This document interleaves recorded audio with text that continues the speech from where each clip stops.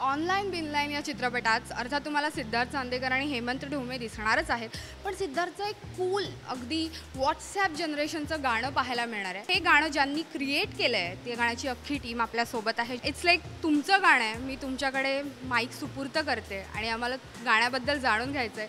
काय सांगाल, हे गाणं कसं बनलं, ह्याचे शब्द कसे बनले?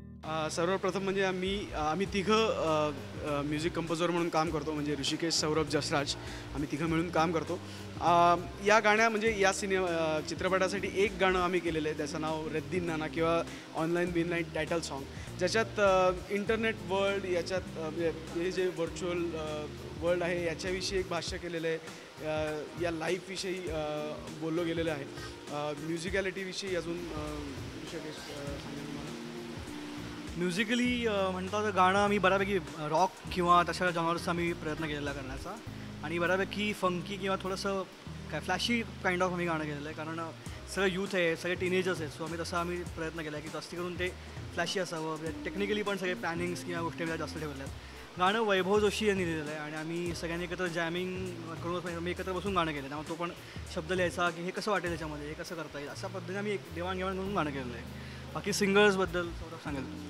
गाणं मेन गायलं जसराजनी, आणि त्यामध्ये एक इंटरेस्टिंग रॅप पार्ट करावं असं वाटलेला, कारण हल्ली इंटरनेट स्लँग अशी नवीन टर्म आलेला ह्याच्यासाठी, जे रेग्युलर व्हॉट्सॲप यूजमध्ये त्यांना माहिती असेल, लाईक इंटरनेटमध्ये स्वॅगिंग, एक्सओ, LOL, ROFL असे जे टर्म्स आहेत, हे सगळे आम्ही त्यामध्ये इन्कॉर्पोरेट केले. सो मग ते करायचे कसे, मग त्याकरता आम्ही एक वेगळा रॅप पार्ट पण केला आहे, जो अभिषेक सिंग म्हणून आमचा फ्रेंड आहे, तरी त्यामध्ये रॅप पार्ट गायला आहे. आणि एक इंटरेस्टिंग एक फिमेल कोरस पार्ट आहे, जो पल्लवी परांजपे म्हणून आमची पुण्यातली फ्रेंड आहे, तिने म्हटलं आहे.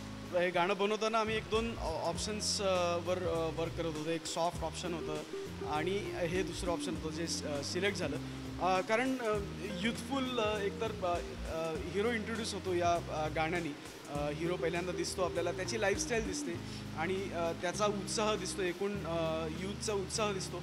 तर तेच सगळं डोक्यात ठेवलं होतं. प्लस इंटरनेटच्या आहारी गेलेला हा आपला हिरो आहे, हे मेन डोक्यात ठेवून लिरिक्स त्याचं बनलं होतं. तर हे सगळं डोक्यात होतं आम्ही गाणं करत. आणि गाणं ॲक्च्युली हे गाणं बॅकग्राऊंड सॉन्ग म्हणून पहिलं केलं होतं आम्ही, म्हणजे त्याच्यामध्ये शब्द म्हणजे लिपसिंग असं आम्हाला माहीत नव्हतं.